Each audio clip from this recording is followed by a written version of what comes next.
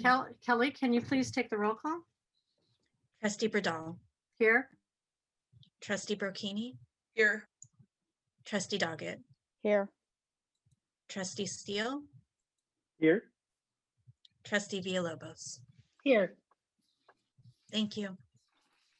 Okay, the district digitally records the audio and video portions of the meeting. All recordings are kept in the superintendent's office for 30 days and are available during that time period for inspection by members of the public on district equipment without charge.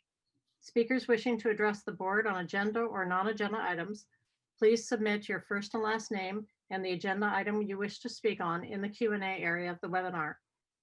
Please do not submit comments or questions in the Q&A area.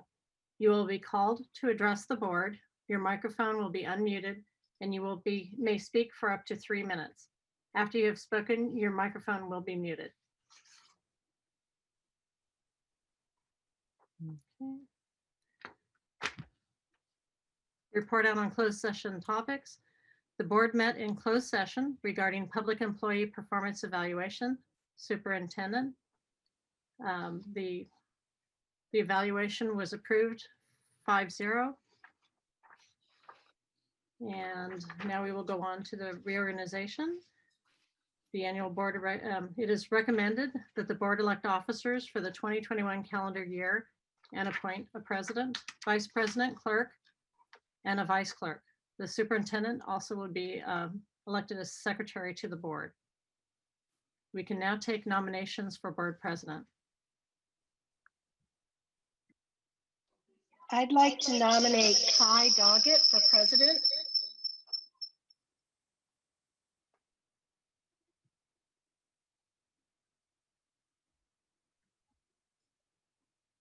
Okay, do we have any other nominations? Could you repeat? I didn't hear. Oh, you did. This is Laverne. It's Can you hear echoing. me okay? Oh, it's not going.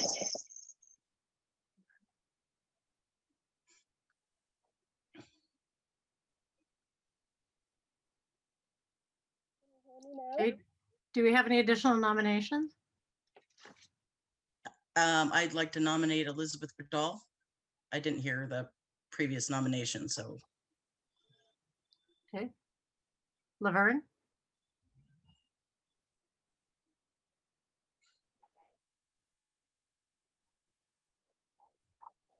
I don't know if she's got her speaker. Sorry, Laverne? Can Oh. you hear me? Hello? You're muffled. Yeah. Can anybody hear me? We can hear you. Can you hear us? I can hear you. Can you hear me? Yes. There you go. You got it. Okay. There we go. Okay. I'm sorry. I'm using my phone today with earpods, so it's a first time for me. I nominated Kai Doggett for president. Okay. I wonder, I want to make sure that we're doing this correctly, and us being relative rookies to this, I want to make sure that we're not stepping out of order. So Laverne made a nomination for Kai Doggett as president. Is there a second?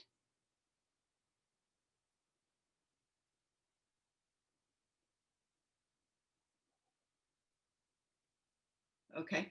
And then Linda made a nomination for Elizabeth Bradall as president. Is there a second? Seconded. Okay. So then that would move toward a vote. Kelly, can you do the roll call? Sure. Okay. Trustee Brocchini. Yes. Trustee Doggett. I don't know if I'm supposed to vote here. I'm confused about what's going on. Okay, so I'll be, just let me kind of walk through what we did, is that Laverne nominated Kai as president. There was not a second that went with that. Got it. And that is true. And Linda nominated Elizabeth. Trustee Steele seconded. And so the vote is going for Elizabeth Bradall as president. Got it. So we'll walk through with the roll call vote. Got it. Okay, I'll just vote yes then. Thank you. Voting yes for trustee Bradall. Yes. Okay, trustee Steele, Yes. trustee Villalobos. No. Okay, we have a motion of 3 ayes and 1 no. The motion passes. The motion passes. Elizabeth Bradall is president for the next year. So now we will take nominations for, but I'm stepping on Elizabeth's tail. Okay. Number 4 is we will take nominations for vice president. Okay, do we have a nomination for vice president? I'd like to nominate Laverne. And I'd like to nominate Kai. Oh, so I want to, I think, I wish I were more of an expert on this. I think if there's a nomination, we look for a second. And then if there's a second, we go forward. And if there's not a second, we go in the next direction. Is that your understanding of this? I'll second her vote for Kai. I don't know, is that out of order? Okay, so let's go back to the first Say- nomination. Can I say something? Since I've been on the board for 6 years, we usually go in order of the election process. So Elizabeth has been the president before, I've been the president before, I've been the vice president. And so it would usually go to the next person in succession who was elected to the board. That way, everybody who's a board member at some point will get to be the president. And so that's just the way that we've been following it for the past 6 years. And Yeah, the so order- that's why. I was gonna say, Laverne, the order has always been, they're seated by voting. They're seated by voting and seated in the front. It's hard when we're all in Zoom, but seated in positions, and we always just move down the line. So they're seated by order of who's elected. I mean, who's elected to the board, like Jared would have been in the 5th chair at this point, but everyone moves one down the aisle. They don't hop over necessarily, you know, and same with the city council in Pacifica. So I've been vice president up until today, and then Kai would be in line to be vice president now. And then you, and then so forth as it goes down the line. If we're going to do it the way we've always done it. So let me go back to there were 2 motions right there, 2 first motions. So let's go back to what the first one was. And I don't even recall who made that, maybe Kelly. I nominated Laverne for vice Lav- president, and then she nominated me. Got So- If we go down the line, Kai, it would be you unless you oppose. I'm okay. So, you know. So I'll go back to the nomination for Laverne and say, is there a second for that? We'll finish that one off. Hearing none, we'll go back to, I think it was Laverne's motion for Kai to be vice president. So I'll second that. okay, Elizabeth is second, and how about a vote? Okay, trustee Bradall, Yes. trustee Brocchini, Yes. trustee Steele, Yes. trustee Villalobos.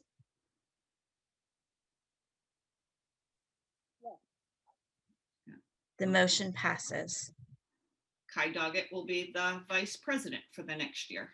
So the next one is clerk. Okay, do we have a motion to, do we have nominations for clerk?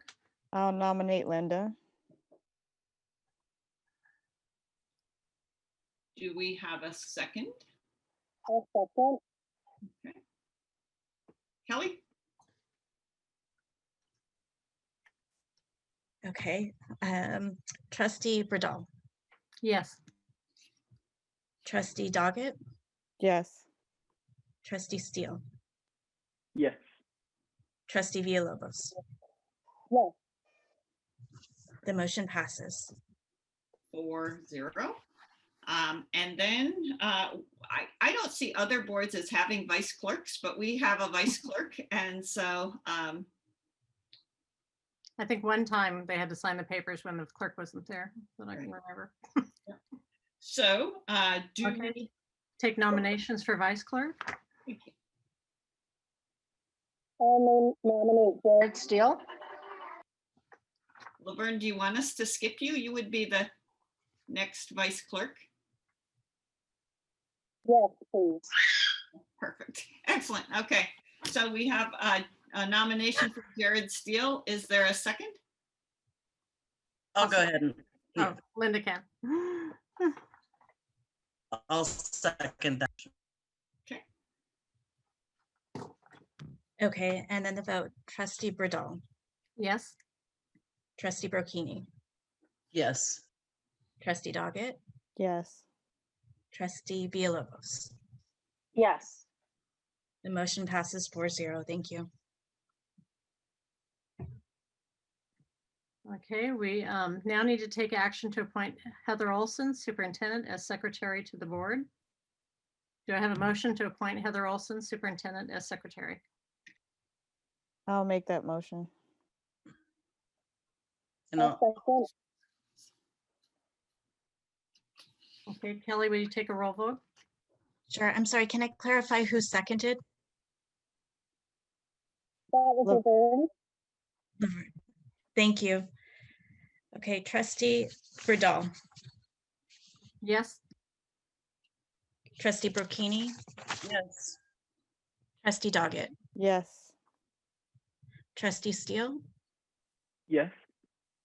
trustee Villalobos.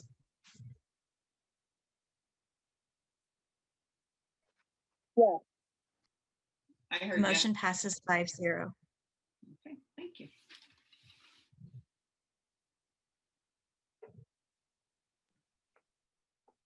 Okay. On to resolution 20-12-16-A. We need to acknowledge Jesse Levin for his dedication and service to the Pacifica School Board of Trustees. So we're going to ask Will to put the resolution up on the screen, and we are going to find out in the audience Dr. Levin, and we are going to elevate him to a panelist, please.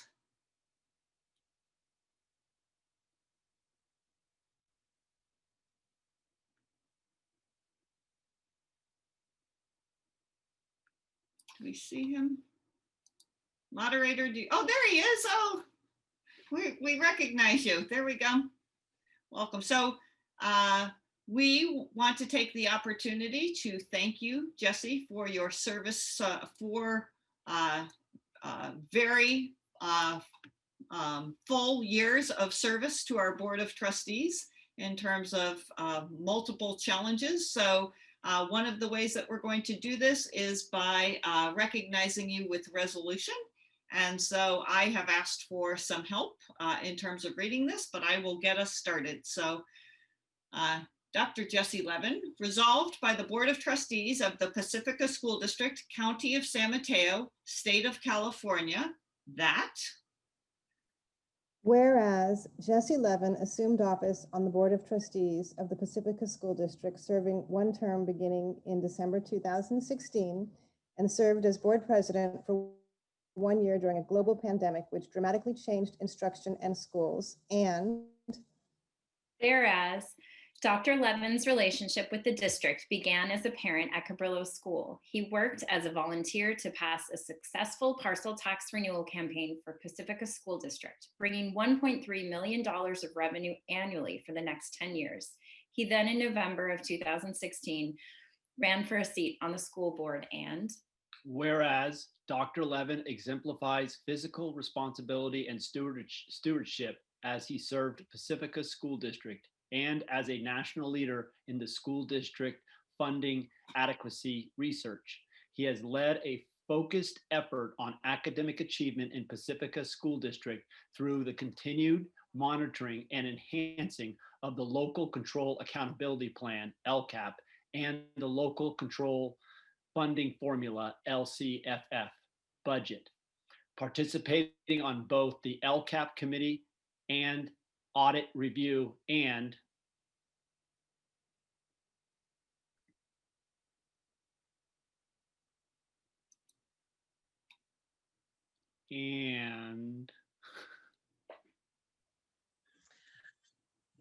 Elizabeth, you're muted. Okay, whereas during his time on the board, Dr. Levin, with fellow trustees, hired a new superintendent, supported the plans to develop workforce housing, supported the approval and implementation of a facilities master plan, and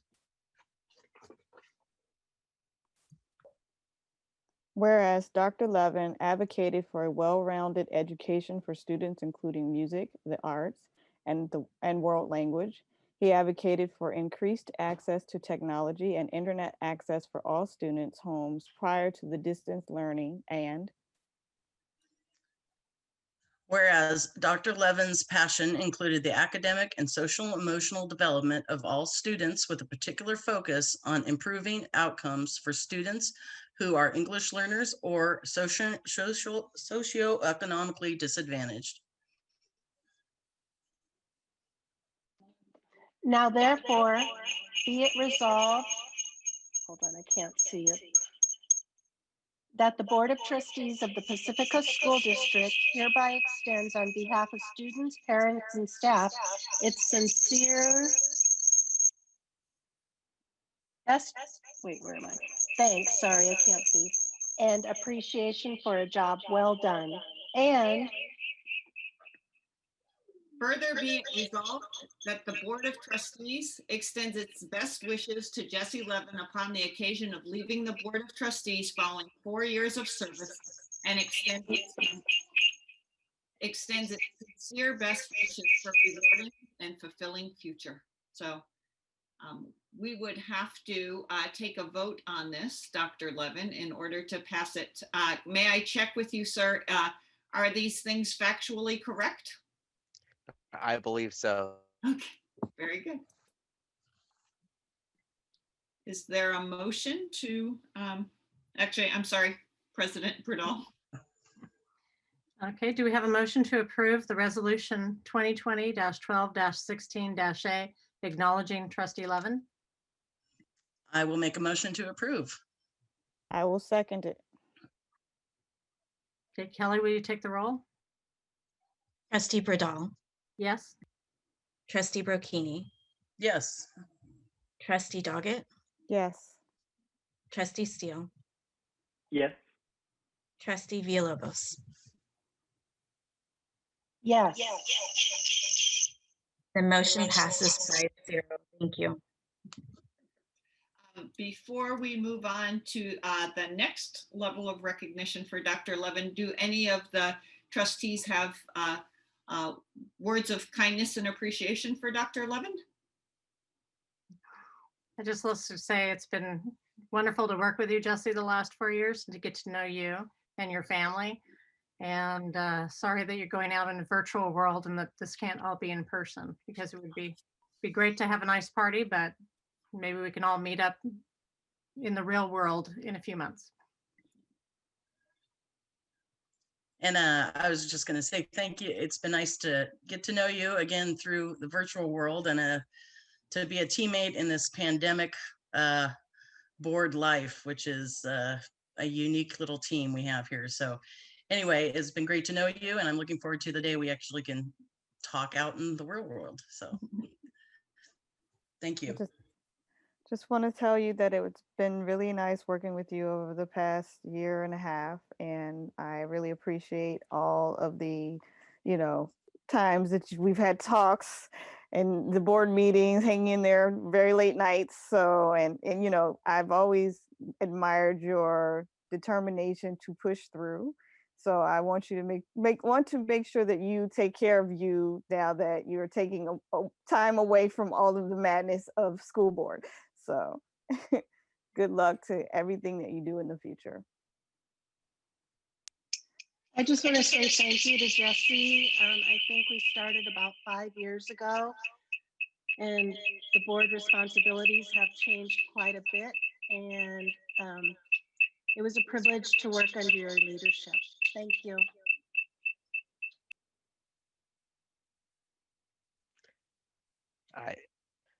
I don't know what to say. I thank you all. It was an honor working with all of you, and I respect all of you so much. And persevere. I guess that's the word, persevere, because there is a light at the end of this tunnel, and we're all gonna make it there.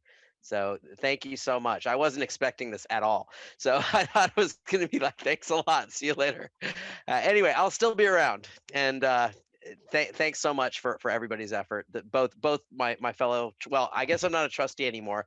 The trustees and of course all the staff at the district office and at all the schools.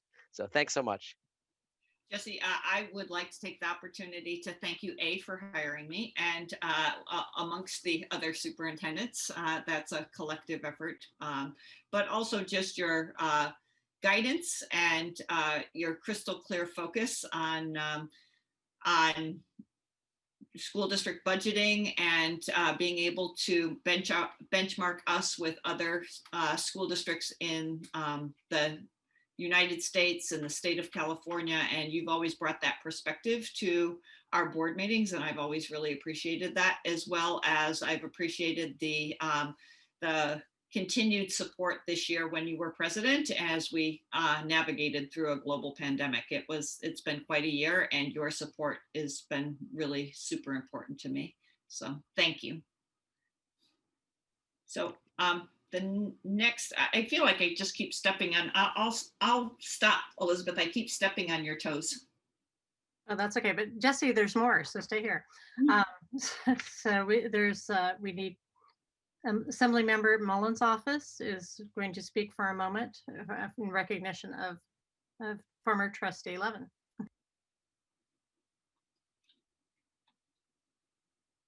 Virginia Kroger, can we help with the unmute?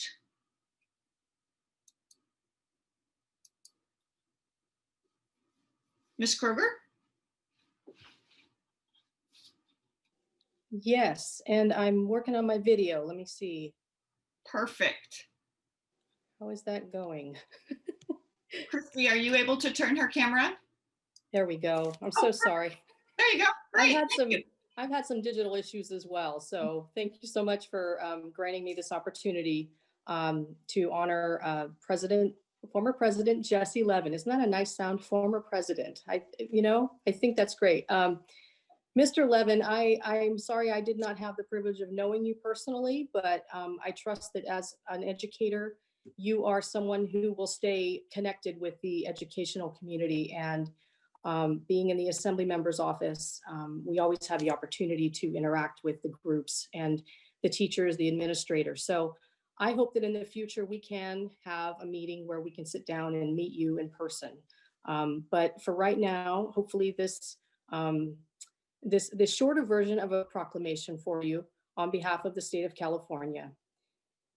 Presented to the Honorable Jesse Levin as president of the Pacifica School District Board of Trustees, in honor and recognition of your 4 years of dedicated service to the students of the Pacifica School District.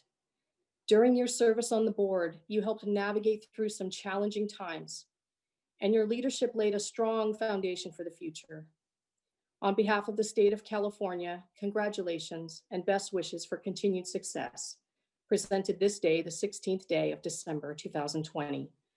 And on behalf of the Assembly Member who wished he could be here himself, I wish you the best. He wishes you the best as well.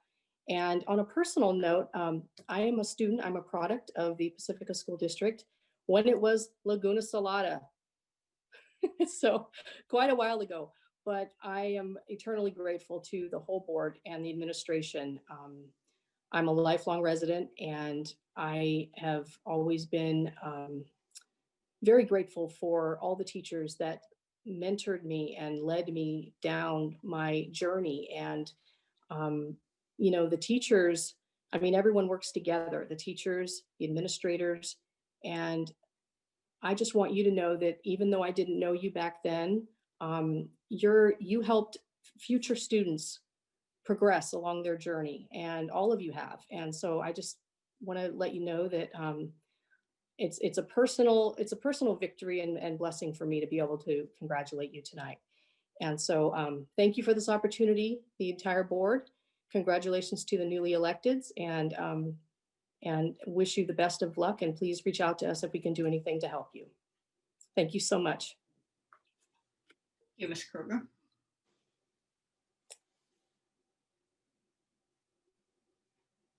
Okay, Dr. Levin will give you one last, any final words as he looks like he has left the platform at this point. So thank you very much, Ms. Kruger. Thank you so much. I hope you heard everything. He did. Thank you so much. Good night. Have a good night. Good night.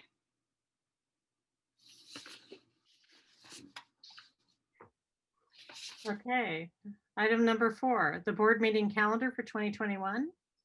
It is recommended that the board adopt the board meeting calendar for the 2021 calendar year. Okay, is there any discussion or questions about the calendar for the board meetings? I do have one that came up with one of our heavily invested stakeholders, is that our first board meeting in January is January 20th, which is Inauguration Day. And so we may want to take that into consideration. What we have done in different conflicts with important religious holidays is we've sometimes not had the meeting on Wednesday and had it on either Tuesday or Thursday if the board would choose to not have the meeting on the 20th of January.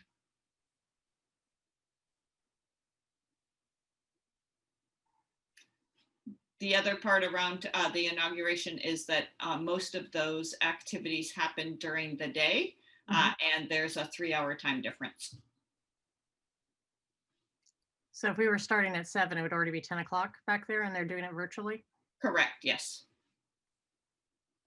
I'm okay with it being on the 20th. I'm also okay with changing it if people want to change it. I'm okay either way as well. Same here. Same here. I think most of it'll be virtual and it'll probably be over by that time in the evening. So it sounds like sticking with January 20th is the way that people are interested in going. Any other, in terms of the calendar, we set forth 2 board work studies. One at the end of, I'm sorry, let me pull this up here. One was we will have to discuss our budget in the spring, and it's important to have time to ask questions, other things. So we set forth a work study for that. And then also we have a special board meeting for a board governance session. And then at the in May, we have a LCAP and budget session work study where informally more questions can be asked as opposed to the more formal board meeting. So those were the additional meetings in addition to the every 3 weeks.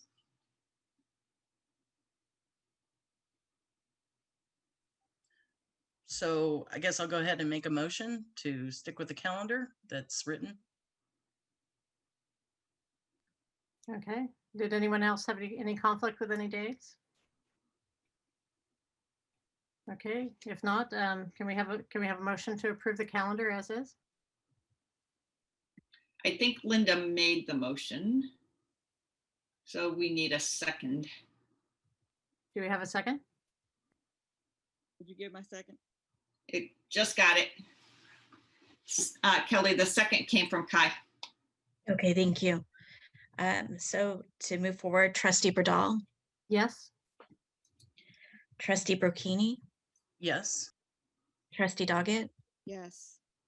Trustee Steele, Yes. Trustee Villalobos. Yes. The motion passes 5-0. Thank you.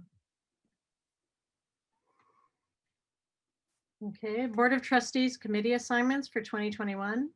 It is recommended that the board adopt committee assignments for the 2021 calendar year.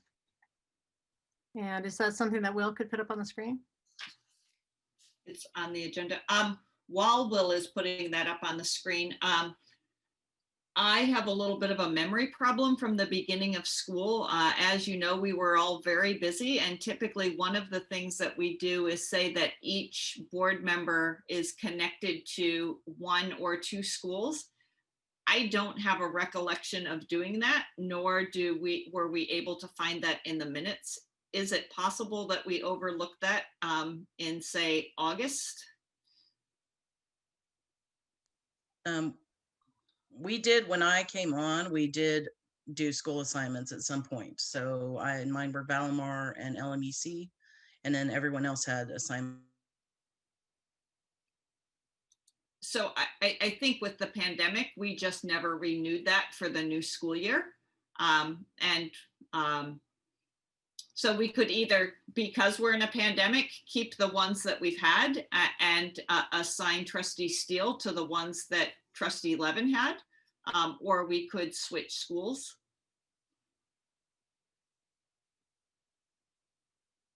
Any thoughts or discussion? I can go either way. It's fine with me. To be honest, because we're in a pandemic, I'd like to hold where we are until we can get back to normal and then we can do some switching around. I'm open to whatever as well, keeping it the same or changing. I'm fine for leaving it the same also. Yeah, that's what I would have recommended, but I can't believe we forgot to have that discussion, but we were a little busy in August.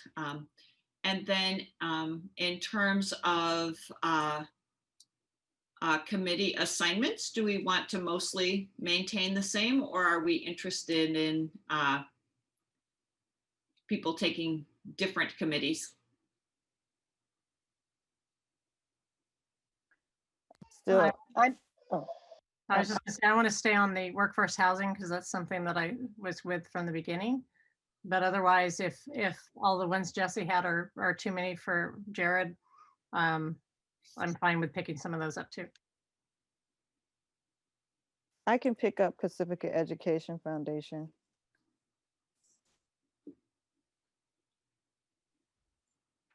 I personally am happy with the ones I've got, but I could switch around if we need to do that too.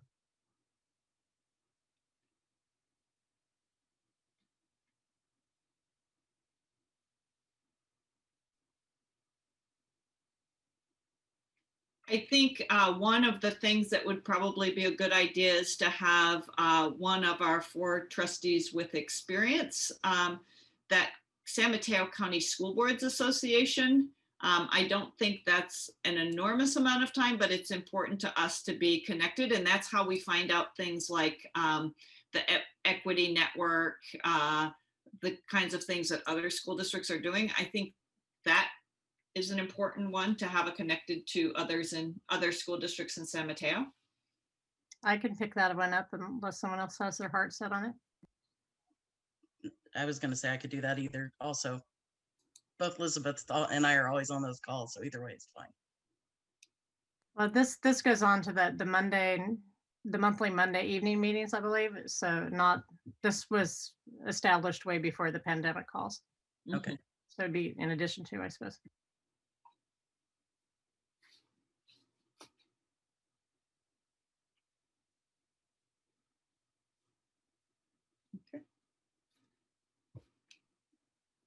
Does it have to be one single person for that one?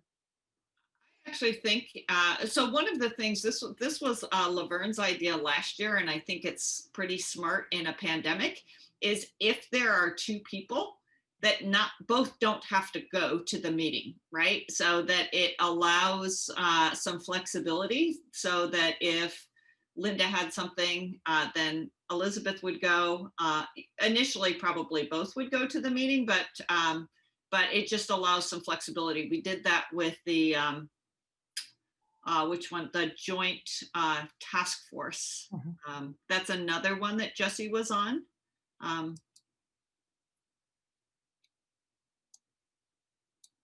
Trustee Steele, are there some that Jesse Levin had that you would like to join or that you would not like to join?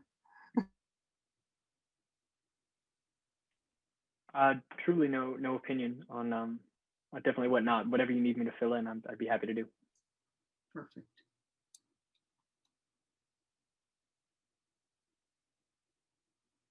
Okay. So I'll just kind of keep us moving in this category. So Trustee Steele, if you're okay with this, we're going to assign you to the audit review. That's a great way to learn about our district, and it's kind of a very short term in terms of its requirement. Boy, he was on a lot of committees, wasn't he? Those are some big shoes to fill. Important is, I don't know, in this next year, as we develop an LCP, it's probably important to have a trustee on that to fill. So we have Kai as currently in that. Kai and Jesse were in that. So Kai, do you mind continuing on in that category? I'm okay with that. Okay, perfect. And so then we need someone to fill Trustee Levin's role.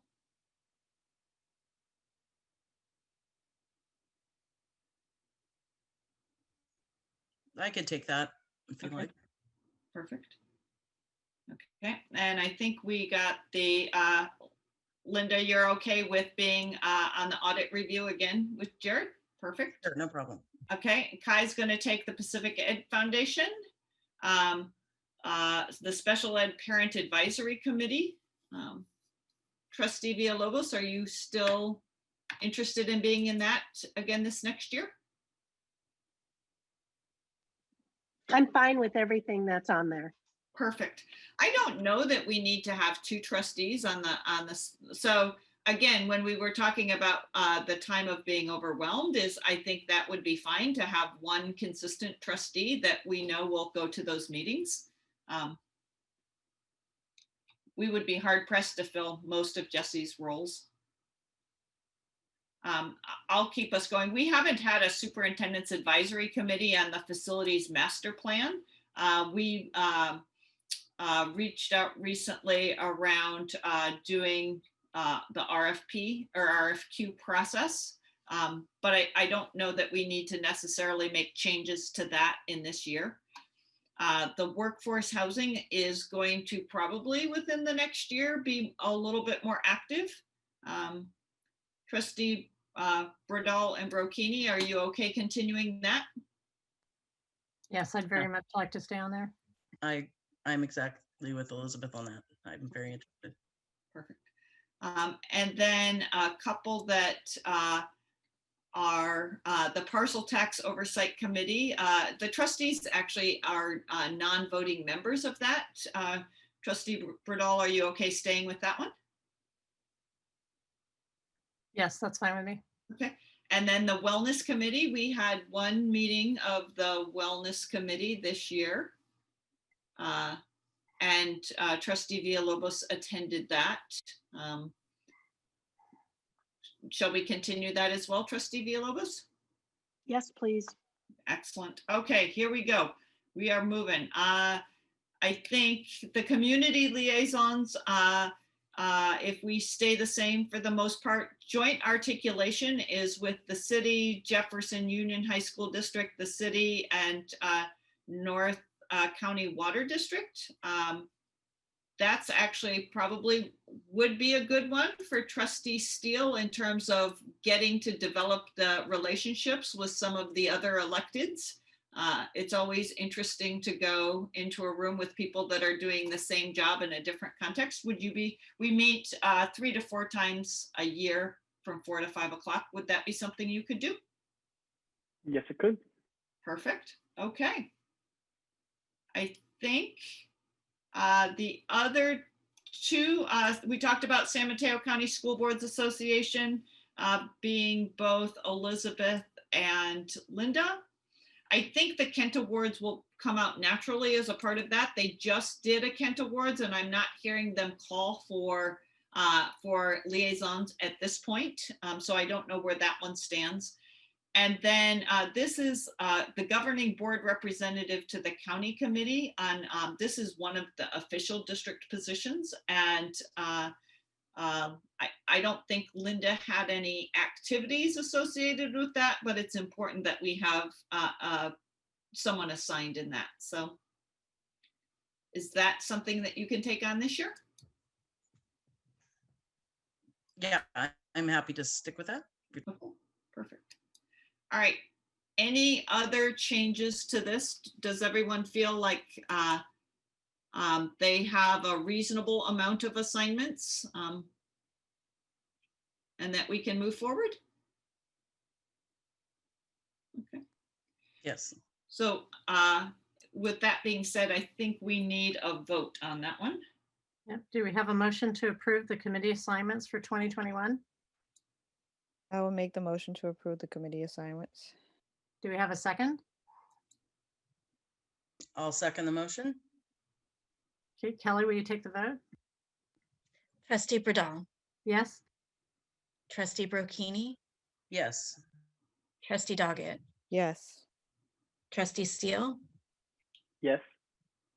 trustee Villalobos. Yes. The motion passes 5-0.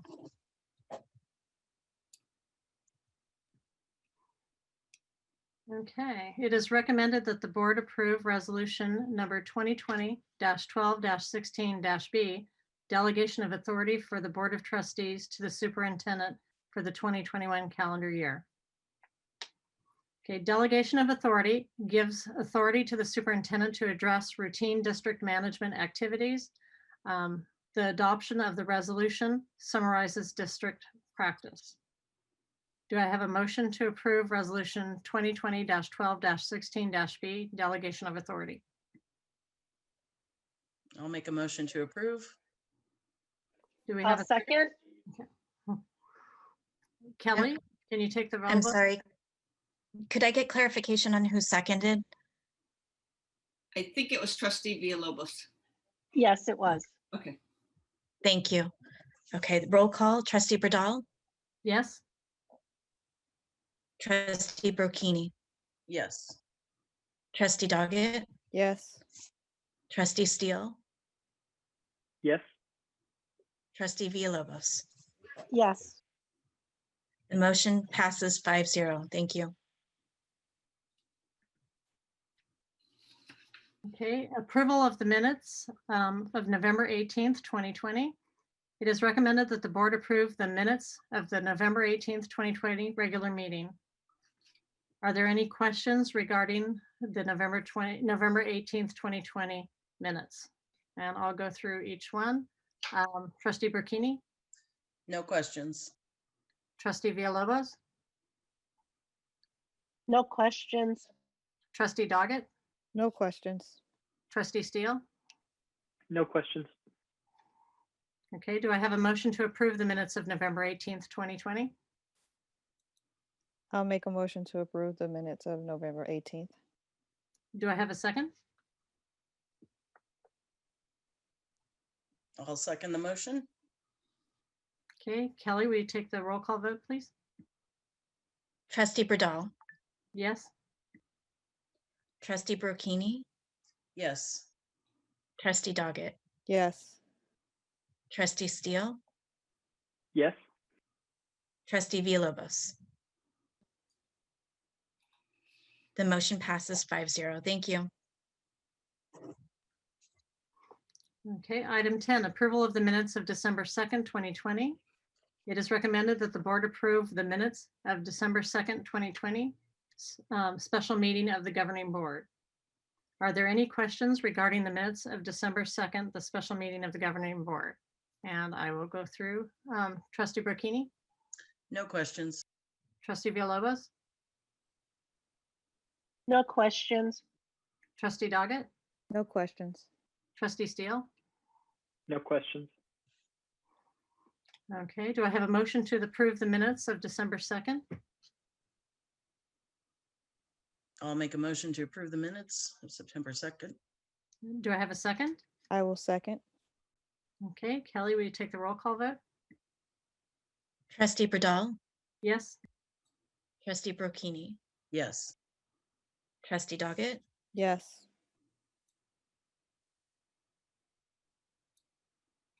trustee Steele, Yes.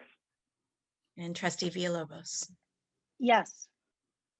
The motion passes 5-0. Thank you. Okay, item 11, approval of the agenda and consent agenda. All items on the consent agenda will be approved with one motion, which is not debatable and which requires a unanimous vote for passage.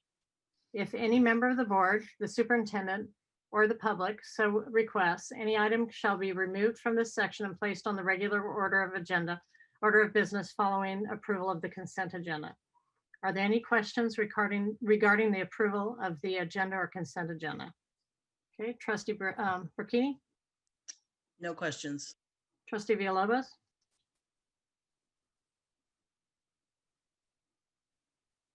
trustee Villalobos, No questions. No questions. trustee Doggett, No questions. okay, trustee Steele. No questions. Okay, do I have a motion to approve the agenda and consent agenda?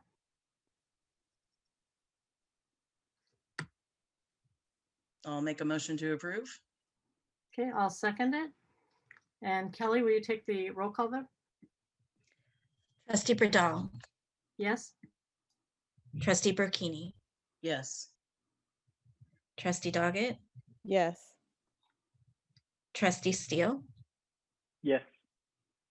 and trustee Villalobos. Yes.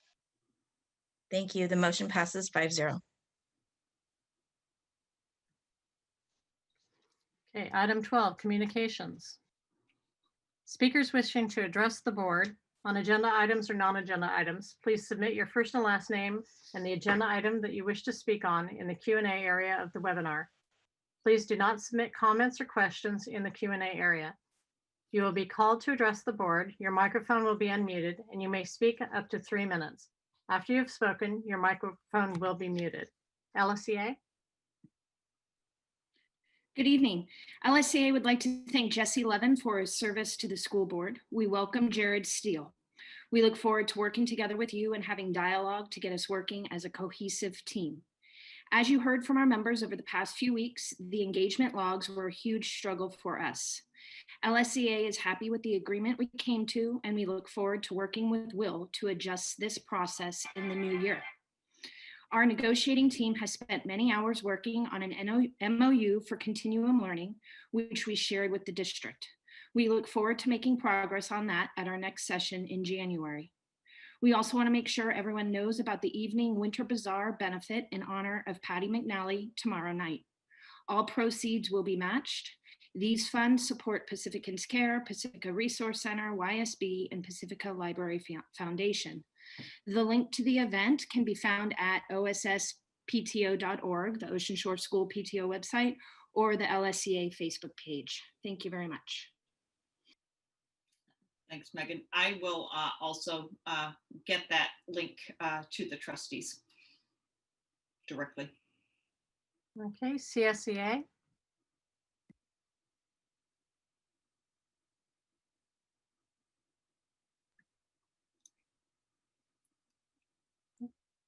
I don't see Jerry's name in the, just give her another minute. Ms. Newland? Is Nicole Sayers going to take her place this month yet? Nicole Sayers is going to be the president beginning next month and has put her name in the Q&A for comment in the open communications.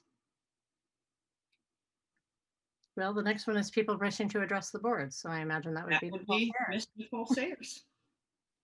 Okay, Nicole, if someone can unmute her.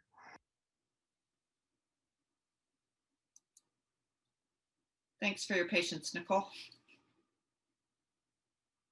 Oops, microphone, you're muted.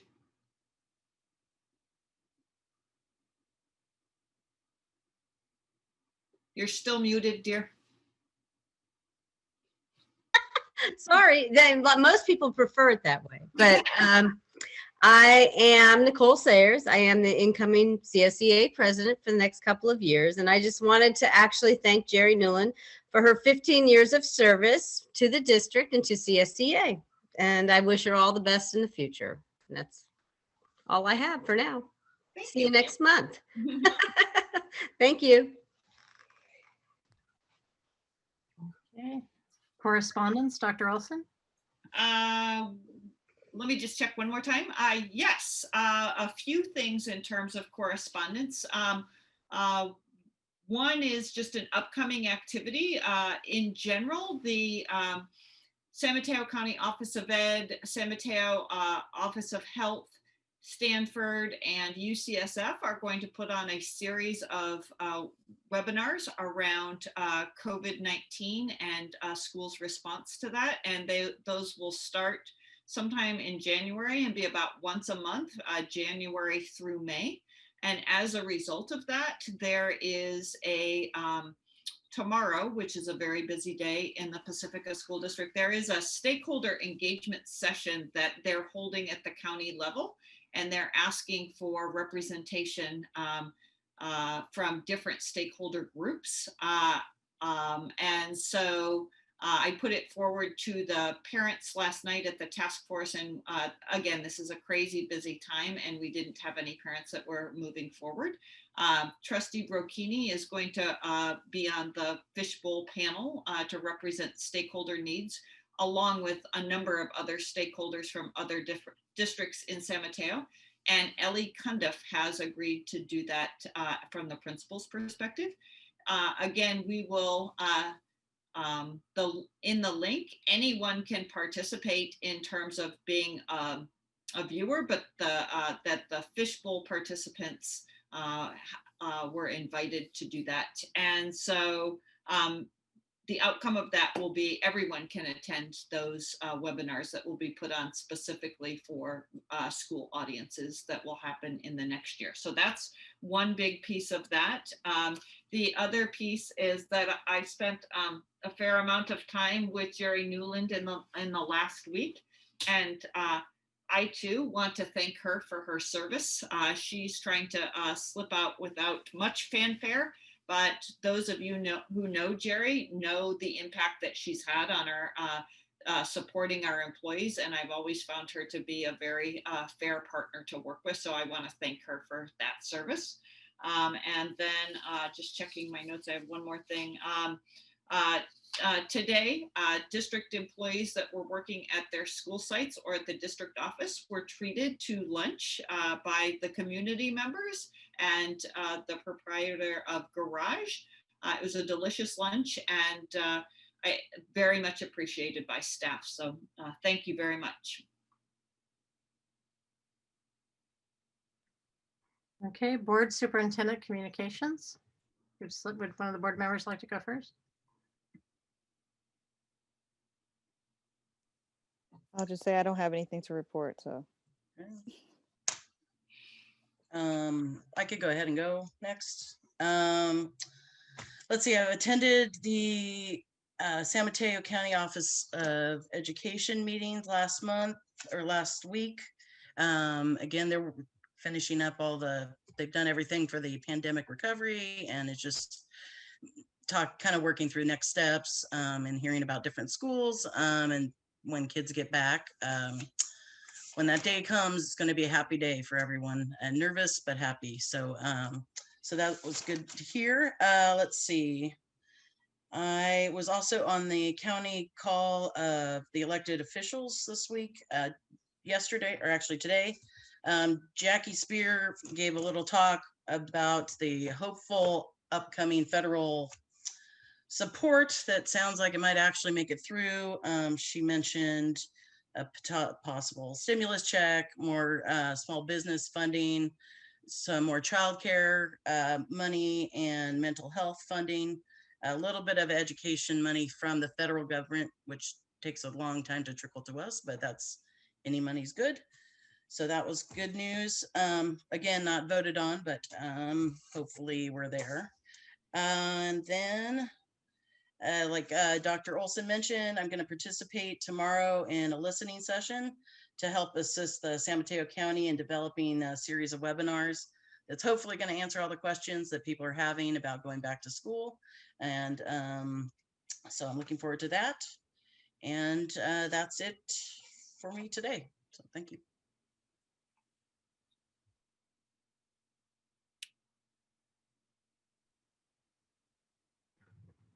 So I just want to mention that Trustee Villalobos is trying to reconnect. Oh, okay. She dropped off, so she's trying to get back on. Okay, I can go ahead then. I was on the same elected call and county call as Trustee Burkini. Also participated in the racial equity, not so much a workshop, but he's starting a series of things. David Canapos starting a series of these racial equity workshops.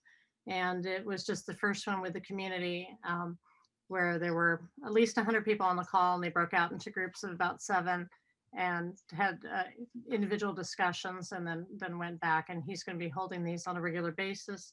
And it was really informative and really well done. And like I said, the same elected calls and so forth. So you know, I think we have Laverne Villalobos back. So I'll turn it over to her.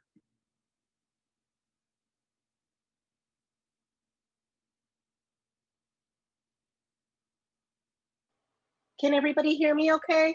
Yep. I'm so sorry. I'm not used to doing a meeting on my phone. So I'll just make it quick. I attended today, actually, I attended the workshop on the Brown Act. And there's a new law regarding social media. It's called AB 992, and it's in effect until 2026. And it just goes over what a board member should or should not comment on as far as social media. And basically, just in a nutshell, to just be with cautioning, you know, what you're saying. For example, don't like or not like somebody's comments. You can still post things about the school district, but it really can't go any further than business. So if you're friends with, for example, more than 1 or 2 board members, it would be recommended not to comment, not to like, not to dislike, any of that kind of business. So it was very informative, and they're actually going to be sending out the booklet, the new booklet, through the email. So once we get that, I can send it to Heather and she can share it with everybody else. I've also been working on the racial equity network, and that was done through Pacifica, Peninsula Conflict Resolution Center. They are the ones who were handling the breakout rooms, and I just found this very informative. And the next one is this Saturday from 10 to 2, if anybody wants to zoom in for that. And in the last session, they gave the public the opportunity to express any kind of experiences they may or may not have had racially with law enforcement. And it was just, it was really good. You know, it's a first step to working on that. And just the special meeting. So that's since the last time. Thank you. Okay, Dr. Olson, do you have any communication? I unfortunately made mine in the correspondence. I lumped those together. That's because I forgot to call on you last time. So all right, item 13, district business. Does Trustee Steele have anything to say? Sorry about that. Hey, welcome, Jared. Thank you. No, nothing to report on. He had a very important meeting with me last Friday as the beginning of the new trustee orientation process, where I gave him a copy of the governance handbook, the 9,000 board bylaws, And we just had a brief conversation about the unique role that trustees play. And with all the committees that you just got signed up for, you'll have plenty to talk about next time. There you go. Okay, district goals. Just the district values the goals provided by our local control and accountability plan and strategic plan. All of our district board agenda items are tied to these goals. One or more goals are listed in the description of each board agenda item. The details for each of those district goals can be assessed on our district website at www.pacificasd.org. Item A, COVID-19 update and task force update. Dr. Olson. So we would ask Mr. Lucy to put up the presentation. And this is almost a standing item so that we can report out. The Bay Area region has now qualified for being under 15% of ICU beds. And so the shelter at home order takes place midnight on Thursday. That in terms of, and it will last for at least 3 weeks. But in terms of school operations, it doesn't have a major impact. The schools are not included as a part of that, with the assumption that the continuing of learning is an important piece. And as long as the safety precautions are being taken, where staff on campus are wearing masks, they're 6 feet apart, that they're continuing to wash their hands, and that we're not gathering in large groups. So that is the big piece of information. Will, if you don't mind forwarding the slide. So as I set this up, because we publish the agenda on Friday, I typically put in the last week. So if you'll look at that county metrics, that on the 8th of December, that San Mateo County had 18.5 COVID cases per 100,000. And then if you would switch to the next one, Will. So this is the new slide that we included, and I typically will put over here that it's a placeholder, but now look at that new COVID cases per 100,000, and that's almost double in just a week. Again, the concern statewide is when the ICU beds fall below 15%, which puts us in the stay-at-home order. So if you'll keep going. So our task force is continuing to meet, but one of the things that's going to drive the work that we do is the feedback that we received from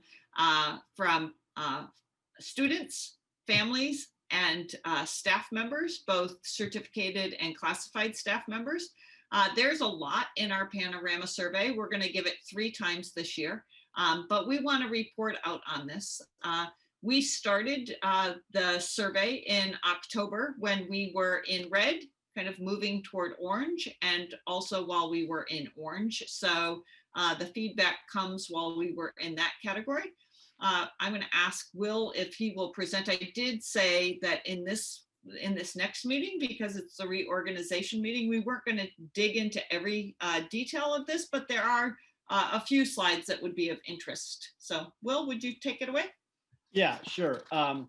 Through Panorama Education, we surveyed students 3rd through 5th and 6th through 8th, families, and staff, both non-teaching staff and teaching staff, on their perceptions of the present learning model, cultural awareness and action, and student needs.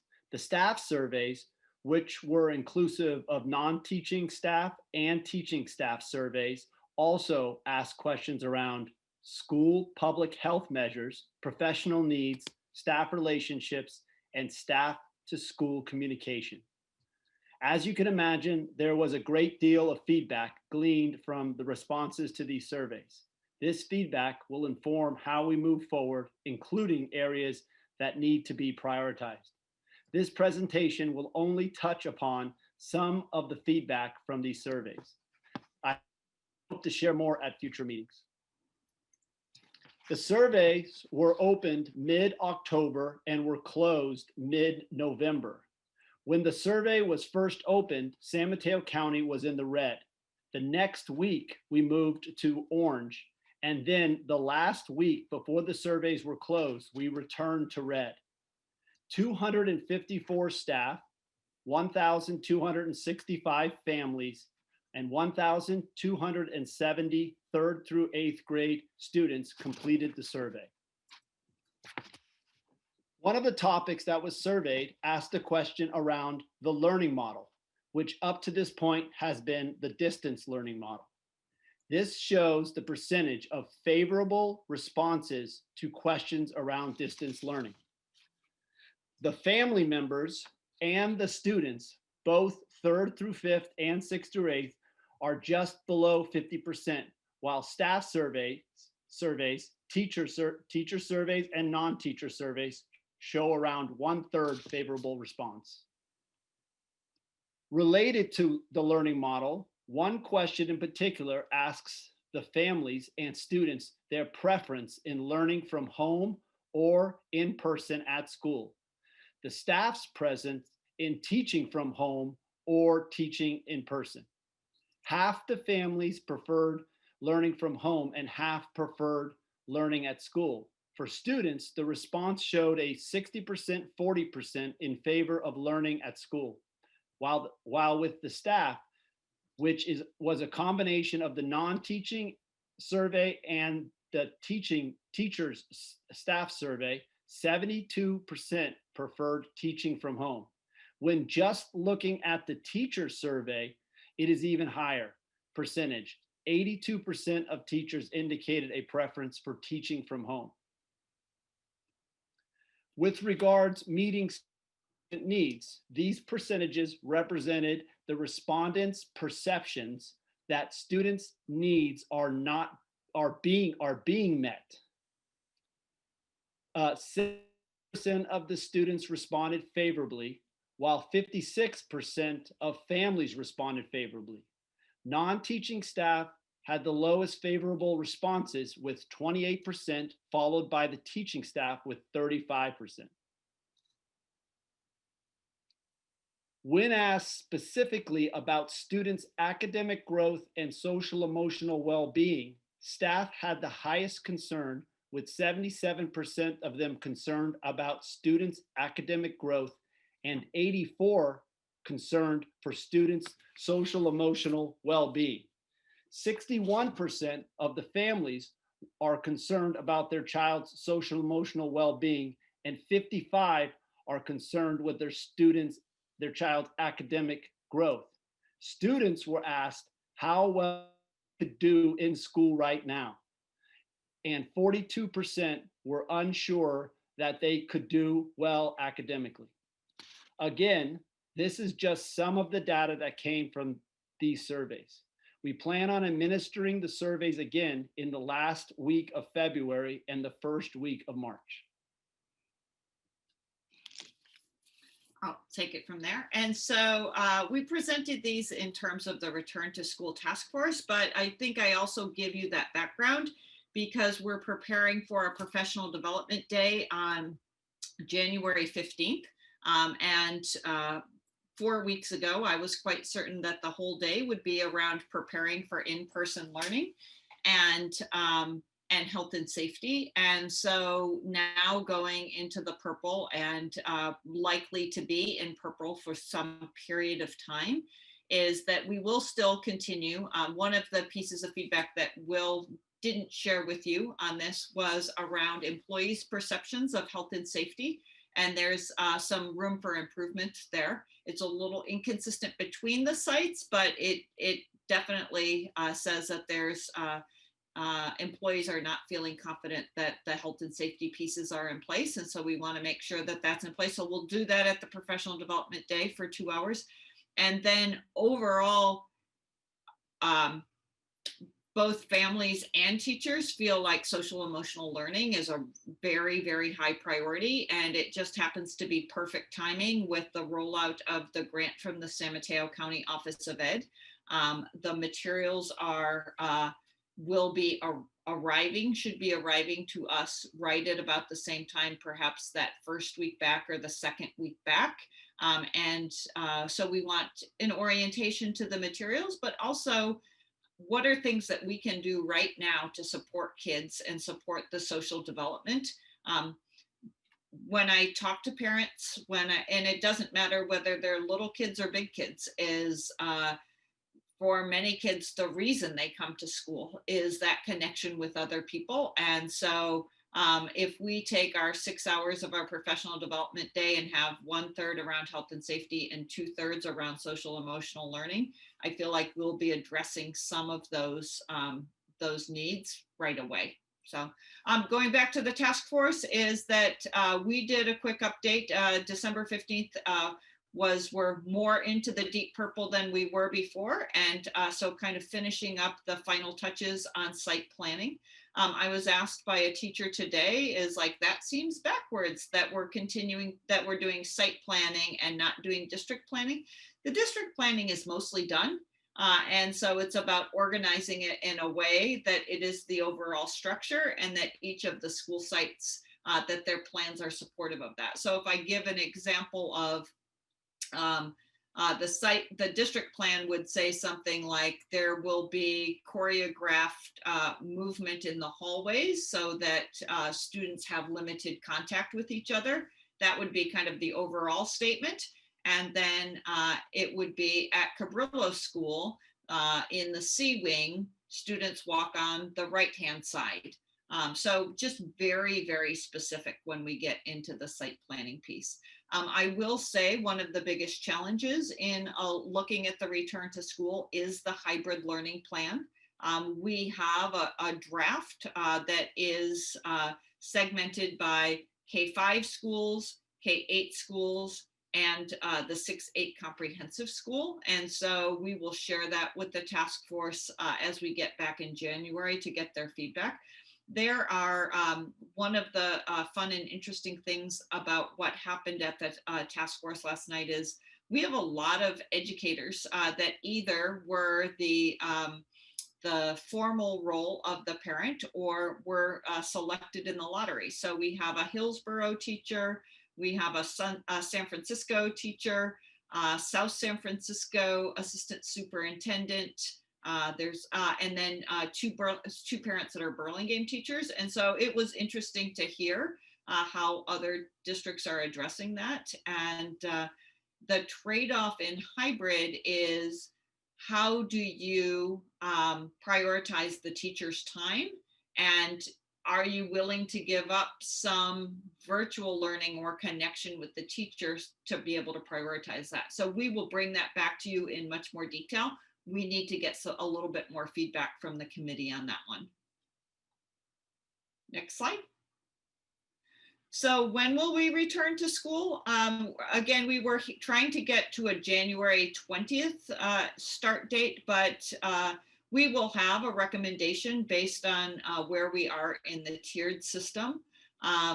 We cannot go back to school in purple unless we complete a waiver, and I don't believe that we have universal community support for that.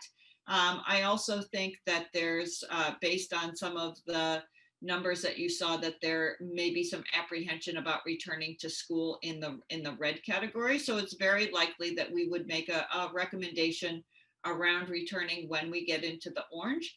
There are so many challenges that come along with a return to school that we want to be upfront about the challenges. I just spelled out kind of the hybrid one for you. But I don't think it makes a sense to put a date out there right now because we really don't know what is going to happen 3 weeks from now in January, and we have to watch those numbers go down. So one of the things I would like to talk about is that as we are not returning in a hybrid model in the month of January, we will look at opening what's called a learning hub and having each school design something like that that would be able to support those kids that are not succeeding in distance learning. And so it will look a little different at each school, but it's likely to be a situation where students are invited back They would likely be getting most of their instruction through distance learning, but it may be on campus. So that may solve some of the connection issues, the technology issues, kind of having a consistent, quiet place to work and some support from staff. So we are going to work on that. That'll be one of the first things that we'll be working with in January. So in terms of timeline, we're looking to complete that plan for the return to school to bring to you on January 20th. We are going to implement additional safety measures. So one quick one, which is employee health questionnaire screening and temperature taking.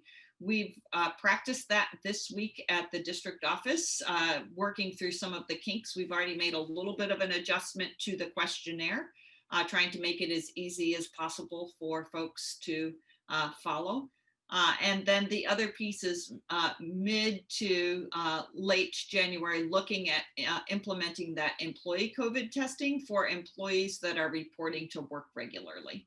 And so I talked about continued additional employee training. We also need to do some work with our facilities maintenance and operations around continued growth on continued training on the cleaning procedures that go along with that.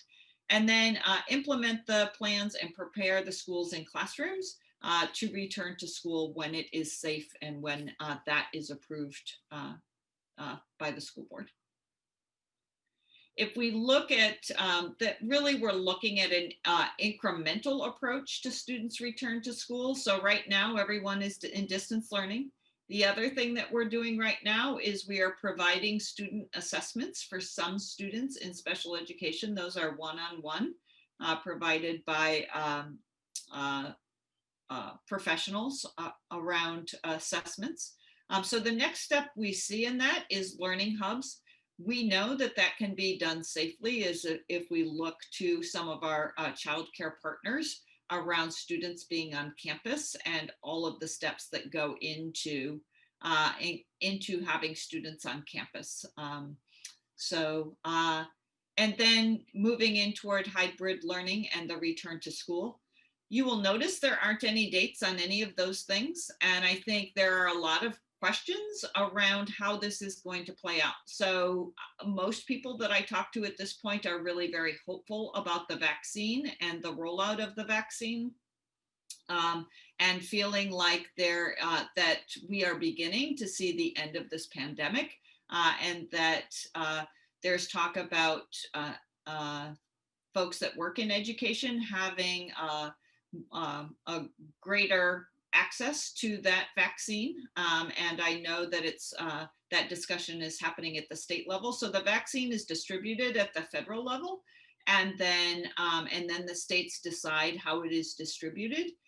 But that would make a big impact. We know that that educators are behind healthcare workers and other essential safety workers, but having access to that would help people feel comfortable about coming to school. So these are in no particular order, but this is the work that we need to do to return to school. And so one is not exclusive of another. I've just kind of laid out some pieces that we'll be working on in January is the health and safety screening, the continued training that is going on, both like say at the teacher level, at the school custodian level, and then putting in place the COVID testing. And then because these aren't in order, is we'd like to begin those learning hubs about January 20th. There's probably not going to be any magic one start date. As schools have things in place and feel confident, then we will start to invite students back. It will probably be a small number of students to begin with, maybe about 10% of the students that are at the school ultimately getting there. And meanwhile, we are going to continue to prepare for hybrid learning. I cannot enforce enough. I feel like I'm a little bit of a broken record, but it comes up often. It comes up as we notify folks around a positive case at the school, is that there are some very simple things that we can all do to take care of ourselves. When the pandemic first started, we all were washing our hands like crazy. I worry that people have let up on this and maybe are not doing it for the full 20 seconds or not using as much soap. Those face coverings are super important. And one of the things that we ask in the contact tracing is, were you wearing a mask? Were the other people wearing a mask? That makes a huge difference. Physical distancing, limiting gatherings. And so if you look at each one of these safety measures as being a piece of sliced cheese, of Swiss cheese, sliced Swiss cheese, it's not perfect. Like, masks are not necessarily going to, you can still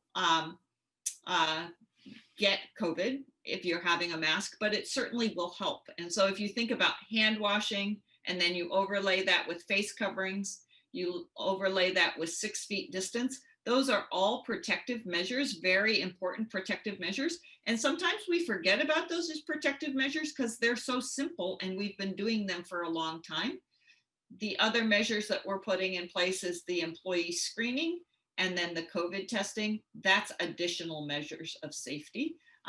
In addition to the face mask, as employees come back, we can provide additional PPE, like in addition to a mask, a face shield.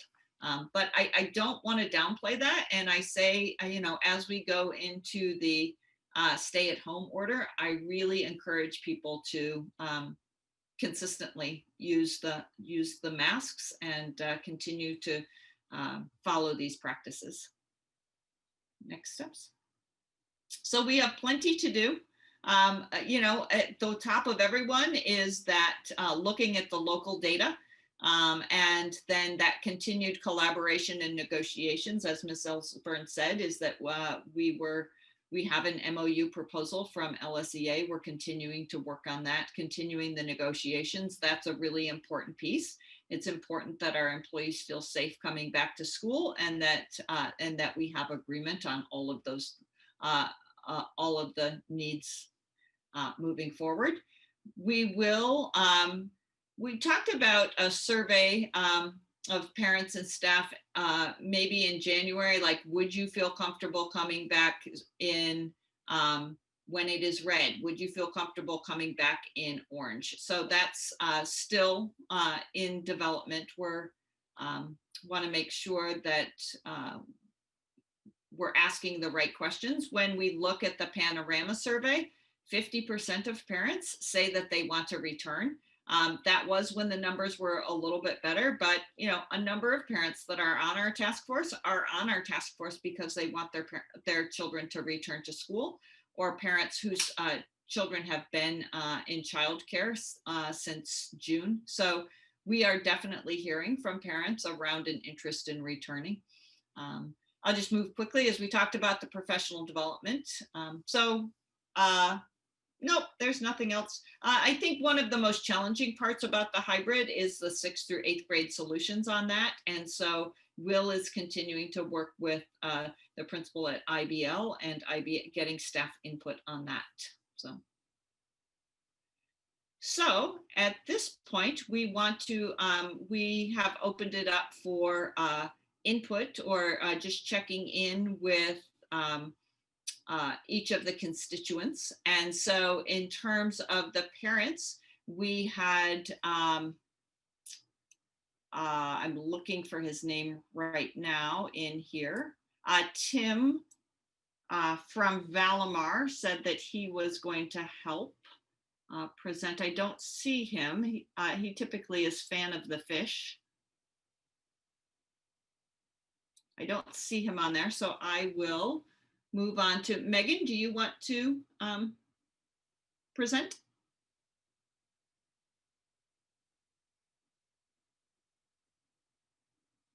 Will the moderator, would you prepare for Megan and Jerry? Sure, no mic. Hang on, Megan. Thank you. Perfect. I think, You right? got it. Yep. All right, so I just jotted some notes. Sometimes it's easier for me just to read than to go off the cuff, sorry. The task force continues to work on site-based plans. We continue to brainstorm lots of ideas and look forward to when we need to make concrete decisions and submit site plans for approval. We've been doing lots of talking, and it's been good to eventually, it will be good to eventually see some things happening around the sites. In general, LSEA has some concerns around the survey and how questions were posed.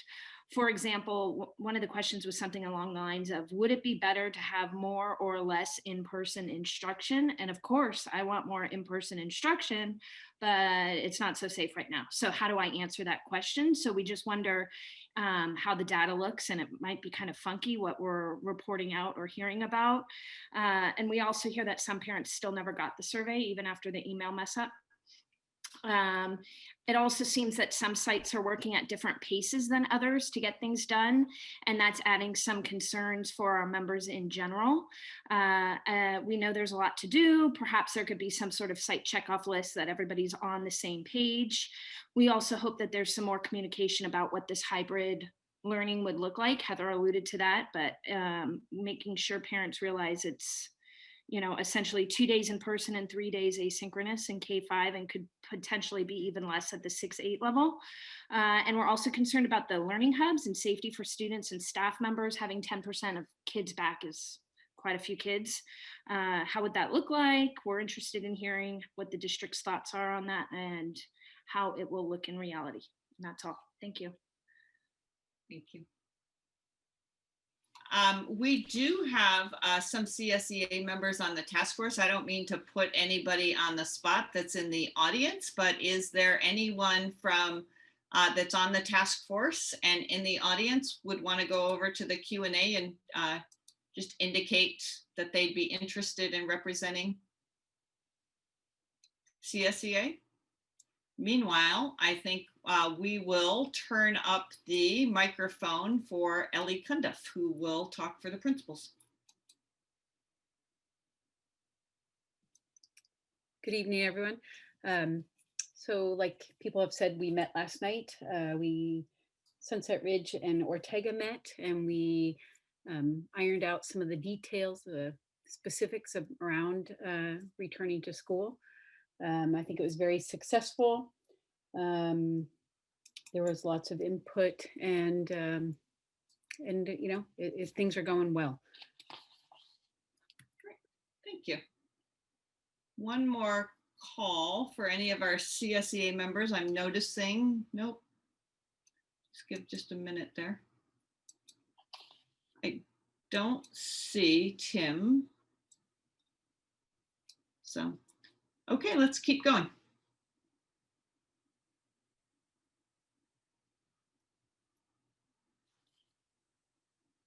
All right, so at this point, we are happy to entertain any discussion or any questions that you may have.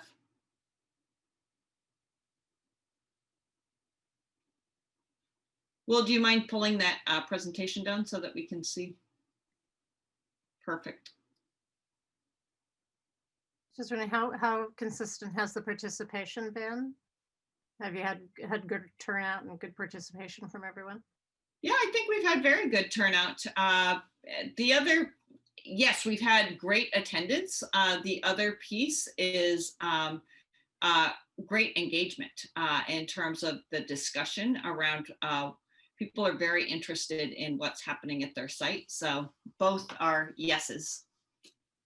And along the same line, Dr. Morrow today was saying that the surge that we're in now, and among others, they're directly correlated with starting 4 days after Halloween, and then another surge 4 days after Thanksgiving. So if the same holds true for Christmas, January is not looking good for us.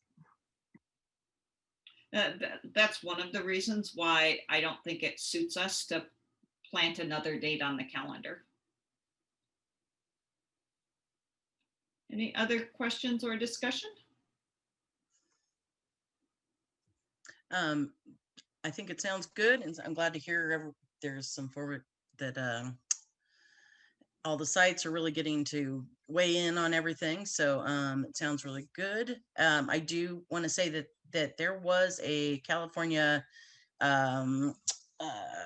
health, I'm forgetting the name of it right now, Department of Health, excuse me, had a meeting tonight to talk about phase 2, and there is hope for teachers in the vaccine in that. So I am hopeful that before we get back in January, we'll have a more of a timeline on when teachers and staff are potentially get vaccinated, which maybe will help with this next steps. So I'm optimistic about that. So, but thank you. It sounds great.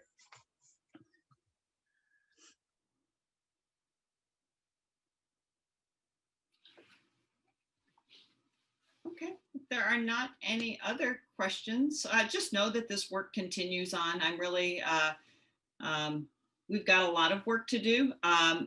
Just from the panoramic survey, panorama survey, kind of 3 of the pieces that really come out is number 1, a need for consistent and more communication. Parents definitely want to hear the pieces that are going on. So that's one of my commitments. The second piece is around employees' concern around health and safety and making sure that those practices are put in place consistently in their school. So that's why we're continuing to do the health screening beginning in January, the COVID testing, and the additional 2 hours of employee training in mid-January. And then the third piece of that is the loud call from both staff members, classified and certificated, and parents is around supporting students' social emotional learning. And so that's where the implementation of the caring school communities, that it's, you know, not it's something that we've been waiting for, but will be really well timed at this point. So thank you for your interest in this. And I do thank the members of the committee. I think as we get a little bit closer to firming up the plans and getting them in writing and bringing them to you, that perhaps the committee won't meet every 2 weeks, that they would meet about once a month. So thank Okay. you. There's no other comments. We'll go on to 13B. Okay, adoption of resolution 2020-12-16-C, authorizing district participation in the California School Finance Authority aid intercept notes through issuance and sale of one or more series of fiscal year 2020-2021 tax and revenue anticipation notes. Okay, and I think that presentation will be by Josie Peterson. Yes, thank you. Thank you, Trustee Brudal. Tonight, we are asking the Board of Trustees to approve a loan not to exceed $7 million. If you recall, in the final state budget, one of the remedies that the state used to cover the state deficit was to defer payments to school districts. We did review this in the first interim report on November 18th board meeting. The state LCFF funds represent about 82% of the district's funding. Of this, 36% is being deferred or not paid until the following fiscal year. For Pacifica, this is about $7 million and of course creates a substantial cash flow issue for our district. The California School Finance Authority has established a statewide pooled trans or loan program available to school districts this year. The cost of the TRAN is much less than previous issuances because of the large pool. The estimates are about $25,000 for the cost of the issuance and about $16,000 for interest, a total cost of $40,000. In addition, the district would not have to pay the loan back until the end of July 2021, which would enable us to maintain a positive cash balance as of June 30th. If you recall, last year, we had difficulties maintaining a positive cash flow balance because the state didn't pay us for June. The County Office of Ed actually stepped in and loaned us the funds on June 30th. So this year, this is very good news that the state has established this TRAN available for school districts. Now, one of the areas for the board to be aware of is that it is more difficult for districts with qualified or negative status to obtain these loans. Pacifica has a positive status for the 2021 adopted budget.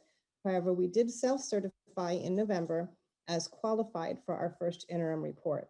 This means that we may or may not be able to meet our obligations in the 2021 or subsequent fiscal years. For Pacifica, we are projecting less than 4% reserve in 21-22. It is even more crucial for the district to eliminate future deficit spending so that we can not only maintain a 3% reserve, but bring the reserves up to the board's goal of 6% for future years. This is an action item tonight. I'm happy to answer any questions or hear any comments from the board as we move forward. Okay, are there any questions from the board members? No questions.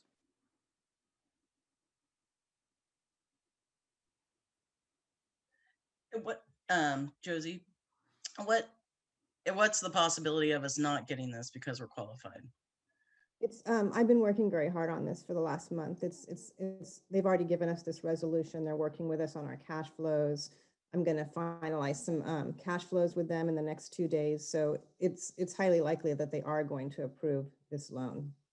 It's because we are positive for 2021, but then looking into the future, it's qualified. And I did, that's a very good question, Trustee Burkini, because they did ask about that, if anyone was looking at a qualified opinion. And I did say, yes, we are self-certifying as qualified for first interim. And they said, so we need additional information from the County Office of Education.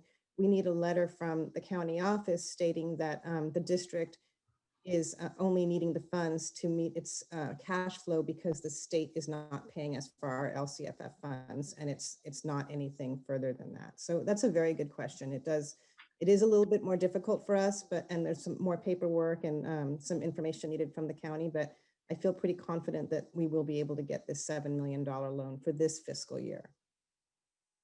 Yeah, thank you.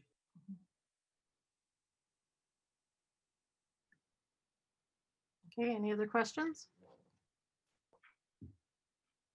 Do we have a motion to approve resolution 2020-12-16C? I'll make a motion to approve. Okay, I'll second. And Kelly, can you take the roll vote? Trustee Burdell, Yes. Trustee Burkini, Yes. Trustee Doggett, Yes. Trustee Steele, Yes. and Trustee Villalobos. Yes.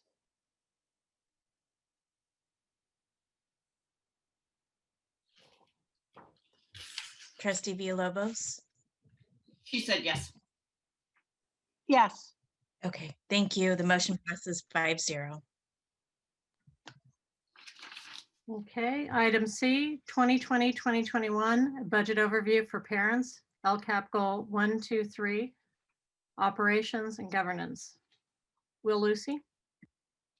Yes, thank you. What I put in front of the board for approval is the 2020-2021 budget overview for parents. The budget overview for parents is an overview of the Pacifica School District's funding, specifically the supplemental funds. It is based on the 2020-2021 Learning Continuity and Attendance Plan. The budget overview for parents will show that the Learning Continuity and Attendance Plan did not represent 100% of the budget for increasing or improved services for students with high needs, due to the fact that we have been in distance learning and have not, as of yet, moved into any version of in-person learning. Outside of the Learning Continuity and Attendance Plan, the district is spending 100% of the supplemental budget on improving services for students with higher needs. Supplemental funds will be used for in-person support for these students when they return to some form of in-person learning. So do you have any questions?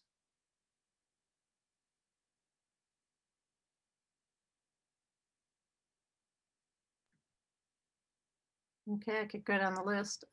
Trustee Doggett, do you have any questions? No questions. Trustee Villalobos? No questions. Trustee Burkini? No questions. Trustee Steele?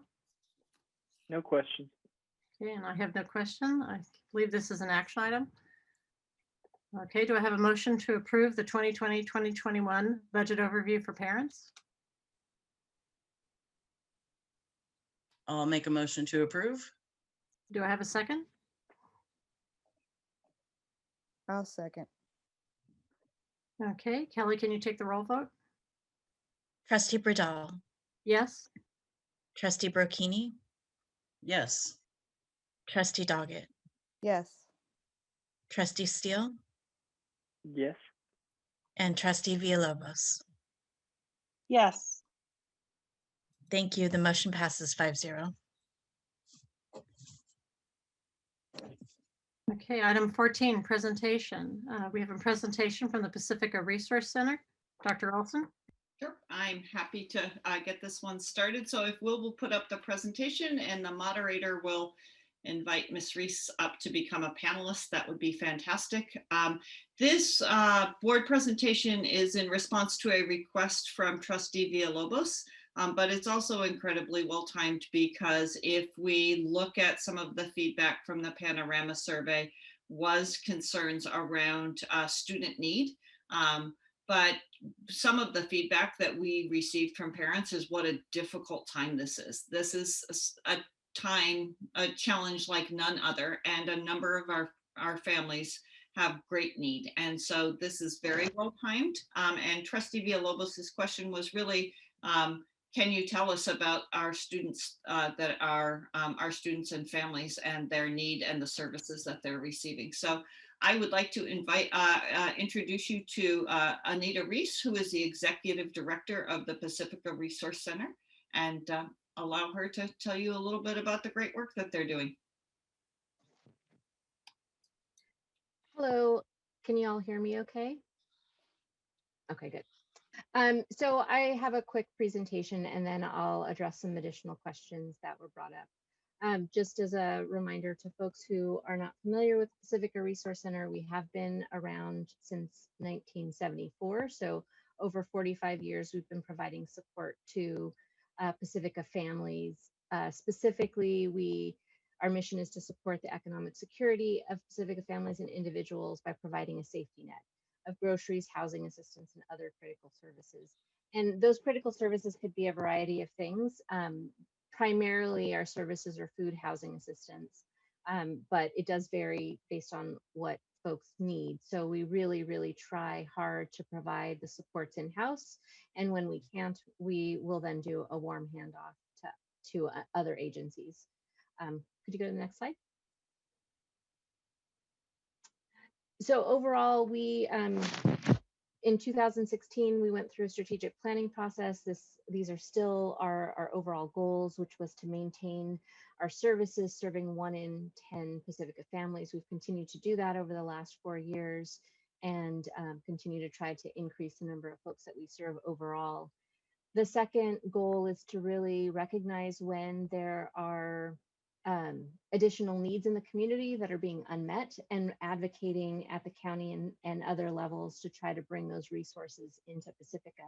Historically, that, or at least over the last 4 years, that has primarily been around unhoused services to our unhoused Pacificans, people who are potentially, living in encampments or in vehicles or on the streets.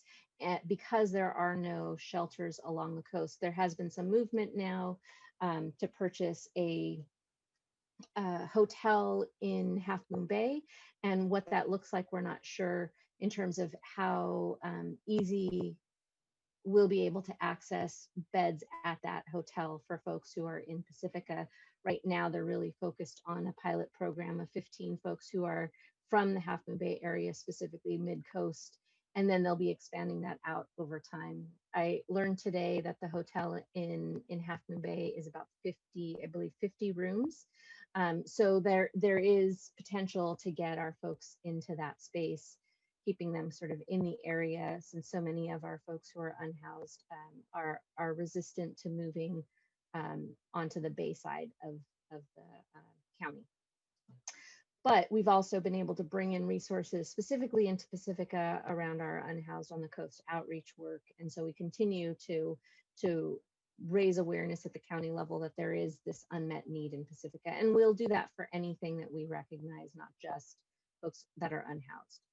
The last thing which really led to our work in response to COVID is that we've been working to make things easier for folks to access our resources, and that goes under the expand, right? We want to make sure that more people know about our services and come to the resource center to get the supports and help that they need, but there is a stigma associated with asking for help. And so one of the things that we had done pre-COVID was develop a grocery delivery program, as well as an online tool for folks to access or request services. And so once COVID happened, we moved all of our grocery programs into grocery delivery for a period of time, and then shifted from delivery to a hybrid delivery and drive-through model, just because, you know, it didn't last 2 months, right? We're going on the 9th month or longer, and continuing to have to find the best ways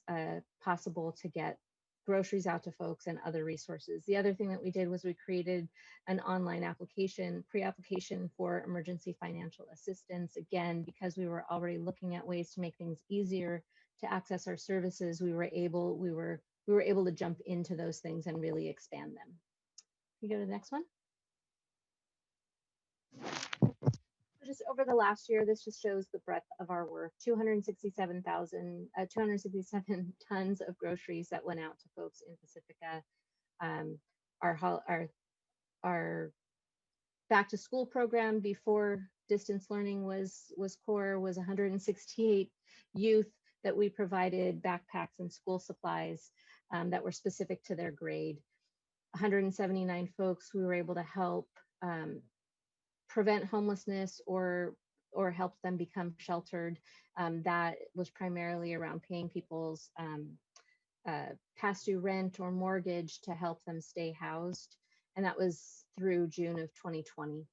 And then our Holiday Joy program and Thanksgiving programs, 214 children last holiday season, 518 for Thanksgiving. And then we also prepare taxes. So last tax season, it was 208 households. We generated 370,000 in refunds and saved folks 46,000 in tax preparation fees. And those resources, you know, because they live in Pacifica, are primarily being reinvested in this community. And then with our unhoused work, 500 showers to folks who are unhoused in Pacifica, helping them prepare for work, job search, or just really, you know, being able to take a shower because I wanted to take a shower. Which sometimes we take for granted, right? I mean, well, I always take that for granted to be able to take a shower anytime I want. So next slide, please. And these are just those resources that I had already mentioned. As I mentioned before, critical family services, it's really this sort of hodgepodge of resources that we provide that don't fit into one of these other categories. But again, we really look to provide those supports whenever possible in-house, and when we can't, finding that resource with one of our partners. The other thing that we do is baby and youth programs. Besides the back to school program, if someone comes in that needs a car seat, something to that effect, then we'll go ahead and purchase those items for them. So one of the main things is if you have any students, any families who need any of these resources, we just ask that you send them our way so that we can try to connect them to actually providing those services or connect them to other resources to get them. Go ahead, next one. So in response to COVID, I already mentioned this, we have had limited office hours. So Monday and Tuesday mornings were open to the public. Wednesday and Thursday afternoons, and Fridays we were already on a half day, so we haven't changed anything on Fridays. This is when our office is open to the public, but any other time during our regular office hours, we are available by phone. So we're really working hard to try to provide those services over the phone first. And then for those folks who can't or don't have a phone, then they have these times when they can actually come into the office. Again, just to minimize risk for the staff and for our clients. I heard y'all talk about, you know, taking temperatures. We do that. You know, we constantly are cleaning after every appointment with folks. We actually recently got air sanitizers with the UV, so that way everybody just had that extra layer of supports, in addition to having masks and gloves available as well. So really wanting to make sure that folks feel protected when they're in the office. like I mentioned, the groceries are through drive-through. We do that weekly at the American Legion Hall, and then bi-weekly we do grocery deliveries for for seniors, folks who are at risk, and people who have a challenge getting to and from the drive-through program. The other thing I wanted to mention is just our emergency financial assistance. This is for current and back rent. Right now, there is an eviction moratorium that goes through January. There is talk that that would be extended again, which would be wonderful. The concern that we have is that folks, while they can't be or won't be evicted, they will have this significant debt. And so wanting to make sure that we can provide them support to make sure that they won't be evicted, and whenever possible, paying more to reduce the debt that they're going to have in the end. Or at least come up with strategies so that they don't feel so overwhelmed. And we're seeing people who are owing $10,000, $20,000 in back rent. And while we can make sure that they've met the requirements of being protected for the eviction, in February, they're going to need to pay their rent or they could be evicted. So we're really trying to educate folks when they come in, but we know that there are more people out there that need the support that just don't know that we're here, and trying to figure out ways to make sure that they know that we're this resource. And that, I think, is one of the ways that hopefully we can find, maybe it's sending a message out to your students or to your families to let them know that this resource is here so that they can come to us. Like I said, we have an online application or online pre-application, and some folks are going to feel comfortable doing that, and others are going to want to come and meet with one of our case managers. And we'll adapt. We'll meet them wherever they want to make sure that we can provide this service and support. We just, along with our other partners, distributed $2 million in 4 months just for rents in San Mateo County. And we know that the need is going to be greater once we get into the new year. But we don't know what that looks like yet. So we just continue to document and advocate to increase the amount of funds that we have. But like I said, I know there are people out there. I know that there's some families that you're serving that we are not connected with yet. So, would love to figure out some ways to get that information out to people for sure. Go ahead and next slide. I think that's, so just in terms of overall structure of the organization, we currently have 10 board members. We're looking, our goal is to have 15, so we are recruiting for 5 additional board members. So if you or anybody you know might be interested in joining our board, we'd love to have that conversation with y'all. We currently have, actually we just lost a staff member, so we have 10 staff right now and 9.25 full-time equivalents.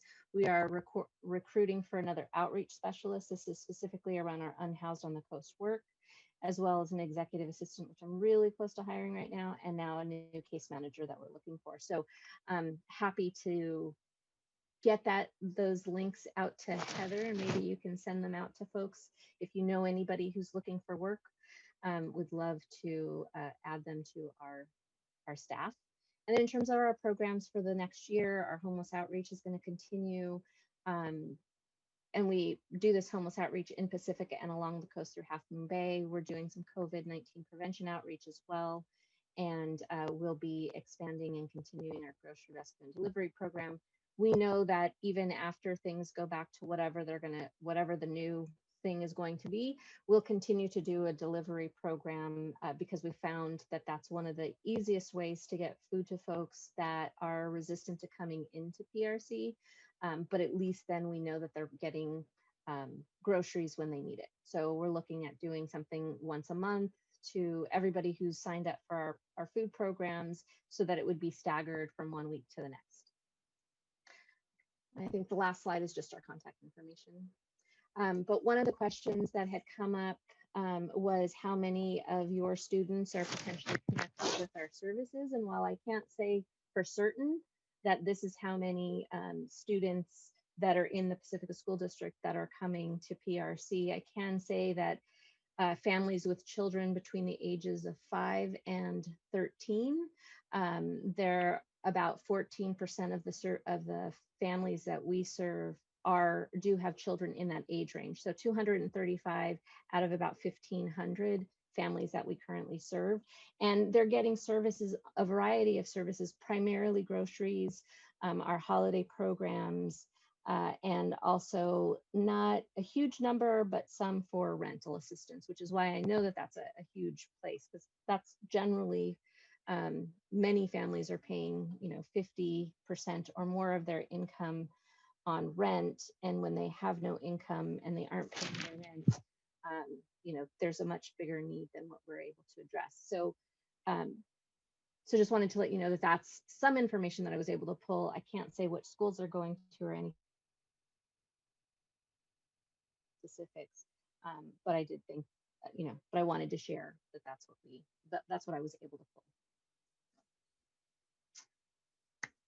Are there any questions or comments? I have a comment. Go Can ahead. everybody hear me? Yep. Sorry. First, I just want to thank Anita Reese for coming and doing the presentation. Just as a board member and seeing some of our lunch numbers and how many students are not picking up lunches, that kind of triggered me, and just thinking, I wonder how many kids and families need assistance with food. And so I'm really glad that Anita is here. And then also, it kind of ties into our numbers as far, we want to keep our families as stable as possible so that they stay here in Pacifica in our schools. And so I do hope there's a way that we can work with the resource center through the pandemic to make sure that our kids are getting enough food and have a place to live, shelter. But that's all I really wanted to say. And thank you, Anita. Absolutely. Thank you, Laverne, for making sure I came to this meeting. I just want to say thank you for the work that you do and for bringing this presentation today. Thank you. Yes, Anita, I've watched you for years, and it's amazing work that the Resource Center is doing and always has done. And you've been a real force there, and a force for good. So it's really amazing to see. It's definitely one of the gems of Pacifica, I think. Thank you, Elizabeth. One of the things that I think probably helped a lot is prior to the pandemic. So in the fall of 2018, Marina Hernandez was a regular at back to school nights and open houses, and really doing some amazing outreach with our families, just acknowledging while the economy was good at that time, that the economy isn't equally good to all people, and just the high cost of living in San Mateo County. So I thank you for that, having that foresight. I will take that link around emergency financial assistance and get it out to parents in next week's weekly newsletter.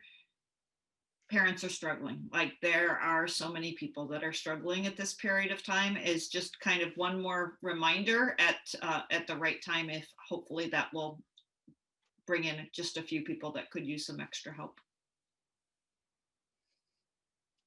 Absolutely. We'd be happy to figure out, like I said, the more information that gets out there, hopefully this will be the time that somebody will call us, right? We just keep telling people that this is what we do and this is why we're here. And so often we'll hear from folks that, oh, somebody else needs it more. And, we just say again, but you need it now. So just take what we've got. It's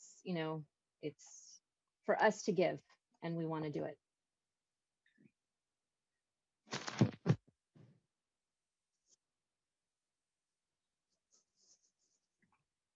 Do we have any more comments or questions? Okay, thank you very much, Anita. We appreciate you being here. Thank you. Absolutely. Thank you. Thanks so much. Okay, item number 15, future agenda. Okay, well, we start 2021 in January. We will at that point have a more robust COVID plan and be able to bring that to you in January 20th. We'll have the audit report. Jefferson Union High School District just approved their calendars, and we are negotiating a calendar. And so hopefully we will have that to bring to you in January. We also have what's called the school attendance report cards that I think are due, that we have to have board approval in January. And then in February, we will bring to you the school safe schools and emergency preparedness. Those are annual reports that you approve. So plenty of work to do. And I know that I appreciate you all staying focused on the important work that we have in our response to COVID. So are there any requests for future agenda items?